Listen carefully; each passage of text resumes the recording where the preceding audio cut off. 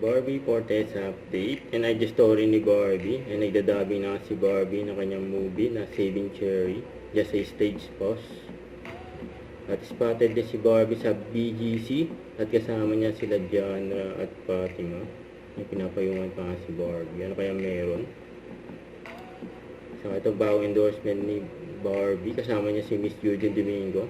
For Nestle All-Purpose Cream. You know. Congrats kay Barbie. May mga model ng Abilon Clinic. Ay nangunguna si Barbie, Julian San Jose, Julia Montes, sa Sam Melby, you know. We just experience, grabe. Ang babae, Grabe, sa set Barbie. exam 4. Yes, vice Therapy. center. Ay, nakakabaliw. Mga babae Napakasaya, sa nakakakuha, pero higit sa lahat Ito. napakahusay na depiksyon ng mapanganib, ng matapang, mapagpalaya, at minsan mabahong mundo ng checker, ng sining. Yes. At saka ang galing kasi kahit industriya ng teatro, ng entablado, ang pinag-usapan nila, nakarelate ako na galing sa industriya ng telebisyon at pelikula. Kumbaga parang it crossed all kinds of media. Oo.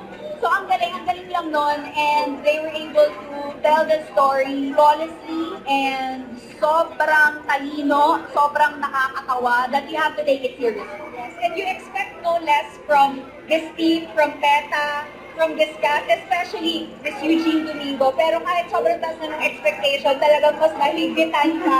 And it was a reminder talaga of the magic of live theater. Yes, kaya sana po panoorin po ninyo, see it for yourself. Yes, see a lot of things for yourself, too much, if I may say so.